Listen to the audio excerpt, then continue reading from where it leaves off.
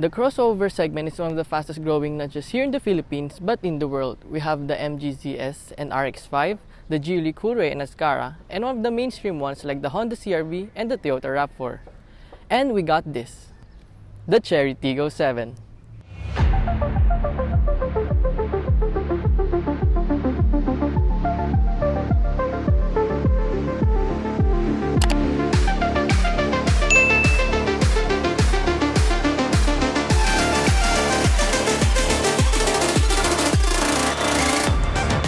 So let's talk about the exterior. I'm not quite sure kung anong tawag dito sa grille na to, but it looks more like a crouching tiger kesa dun sa Chery Tiggo 8 and sa 5X. And then we have the LED daytime running lights na mukhang eyebrows, xenon headlights, and halogen fog lights. And overall, the front fascia looks very mean and sporty at the same time. So here on the side, mapapansin natin na it doesn't have any turn indicators on the side mirrors. Nandito naman siya sa door. And it is quite unique dahil it looks like a boat cruising on waters, as you can see dito sa design ng body niya. And then ang una kong napansin when I saw this car is the wheels. Kasi ang ganda-ganda ng design niya. It is 18-inch alloys wrapped in 225/60 R18 tires. It has disc brakes on all four wheels. And based the design ng headlights, all the way until here, mapapansin natin na it looks like it is moving forward, and there's no way but forward with this car. So here at the back, it has a well-integrated rear spoiler, and kung mapansin nyo, it looks very neat like that of other Chery models because of the placement of the plate number. Then meron siyang LED taillights na it reminds me of the Ford Mustang pag naka-on. And it has rear fog lights and reverse lights here on the bumper. Meron din siyang backup camera and parking sensors. So since we're here at the back, let's check out the trunk. So dito sa likod, you can see na it is not that big but it does its job. You can put groceries, your things here at the back. And then, if you want to add more space, punta ka lang sa likod, sa second row, and then fold the seats. And then you also go to the other side. And then you fold the other seat as well. And if nakukulangan ka pa sa space niya,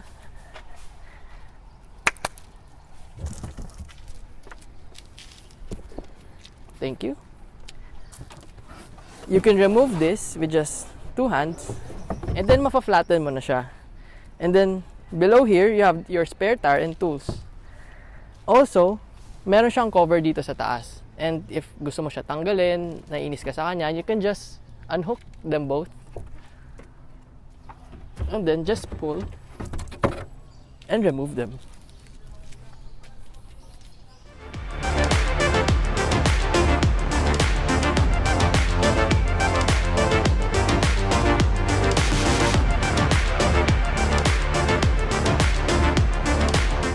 So let's check what's under the hood.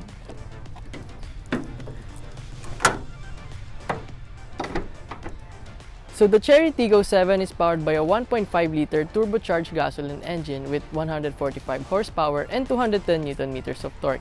It is paired to a 6-speed dual-clutch transmission.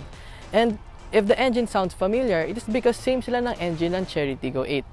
And kung hindi nyo pa napapanood ang Chery Tiggo 8 review namin, the link is up here.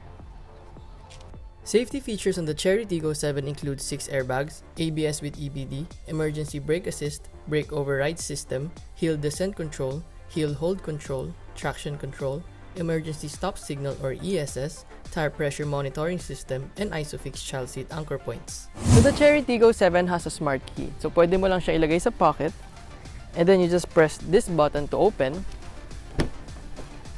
And if gusto mo siya i-close, just press the button again. Pero kailangan within 90 centimeters lang ang key from the door. So tara, let's go in. To start the Tiggo 7, just have the key inside the car and then press the start button.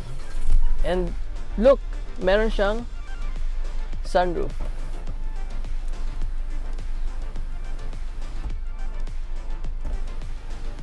So here in the Tiggo 7, makikita natin ang design niya, it looks minimal pero maganda pa rin siya.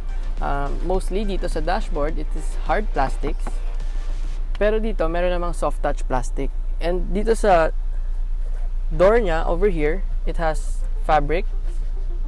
And then for the center console, it has piano black plastics, which adds to the aesthetic of this car. So sa seats naman niya, it is a leatherette seat with white contrast stitching. And the design is very supportive kasi meron siyang ganito. In the center, it has a 9-inch touchscreen infotainment display with AM/FM radio, Bluetooth, USB, and thankfully, Android Auto and Apple CarPlay. So, tatry natin yung Apple CarPlay. You just need to plug this in the USB port over here. Pakat muna. Hirap isaksak eh. So, here's the iPhone, and here's the plug. And then sasaksak mo lang siya, and then the Apple CarPlay will appear over here. And then you have the Waze, the Spotify, and other apps na pwede mo magamit while you're driving.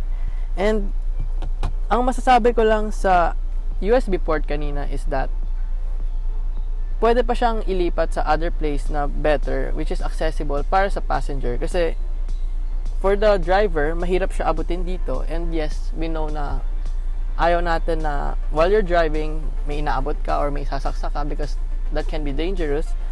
Pero at the same time, for the passenger naman, hindi rin niya maaabot kasi dito sa side ko. So, I think it is better na somewhere over here siya or near. The Tiggo 7 is equipped with manual climate control. Na-adjust siya through buttons and dials sa center stack. Medyo confusing lang kasi yung arrangement nila. As you can see, meron on and off button sa gitna. This is not for the aircon but for the infotainment system.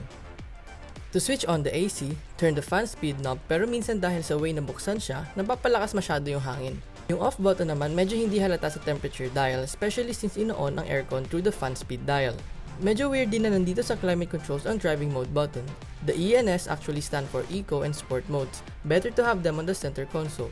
Anyway, the rest of the climate controls are on the touchscreen infotainment system, and madali naman sila gamitin dahil very responsive nga ang screen. So the center console of this unit is floating, so it has a storage over here, 12-volt power outlet, the USB port, and then here, sa center console nga, it has the start or stop button, storage, 2 cup holders over here, and a storage space over here na merong USB port and cigarette lighter. So tapos na tayo dito sa harap, so let's go to the second row. So here in the back, we can see now we have an excellent amount of leg room. So I can stretch pa. And headroom. And I'm 5 feet and 6 inches tall. And then, we have a center armrest and 2 cup holders over here. And thankfully, meron siyang dalawang aircon vents dito sa likod. And because of the sunroof, it makes the space here even more spacious. Yung feeling ng spacious. And to add, so here we have one touch up and down.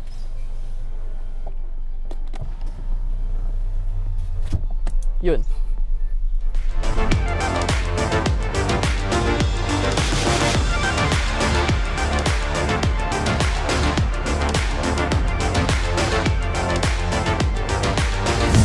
Let's get to the driving.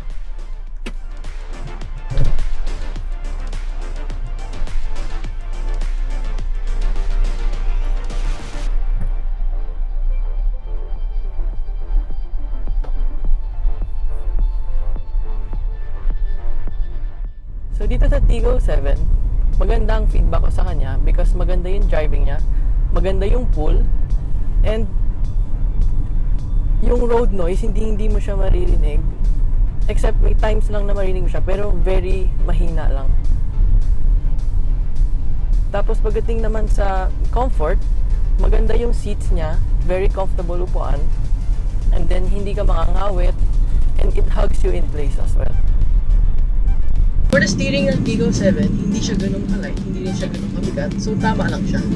But yung sa acceleration lang, ang one thing na napansin namin is that pag naka-stop ka and then you'll go, medyo lag siya. Pero it's fine kasi you'll get used to it naman as time goes by and when you drive it every day.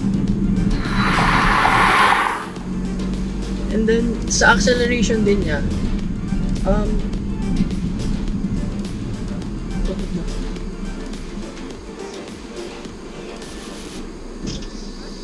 Ah, ito pa.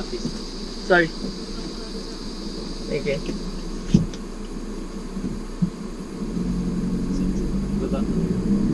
Hindi. So sa acceleration niya, ano pansin namin na, yun nga, pag naka-stop ka, hindi siya agad na mag-accelerate, so may konting delay.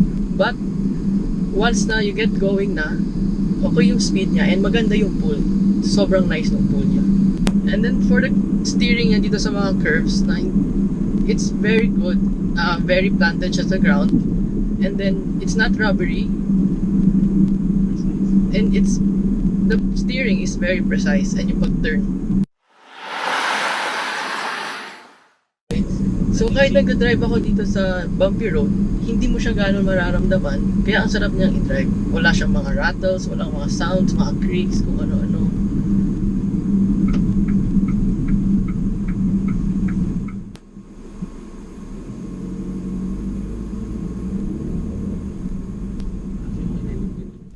Uy! Don't worry, si Julian yung nagda-drive sa harap. Di ba, Julian?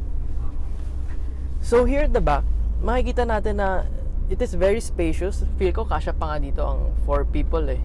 And then the legroom, makikita nyo here, it's very spacious also. And the headroom. And overall, it's very comfortable sitting back here. So kahit long trips, okay siya. Lalo na may sunroof pa. Perfect for as a family car, for your bachelor car. For those curious, the Chery Tiggo 7 was able to do around 8 to 12 kilometers per liter in a mix of heavy and light city driving. On the highway, the Tiggo 7 shines with a fuel economy of a maximum 20 kilometers per liter during our test. To conclude this test drive, driving this car doesn't feel like it's priced at all. Dahil yan sa smoothness niya and other factors. Definitely this helps in giving a good impression for Chery. If Geely can be successful in their crossover, so can Chery with their excellent driving comfort and performance and great looks and features. And remember, Chery gives out a 1 million kilometer 10-year engine warranty and 5 years bumper-to-bumper warranty. And that definitely says something. And for 1,195,000 Philippine pesos, the Chery Tiggo 7 is definitely something.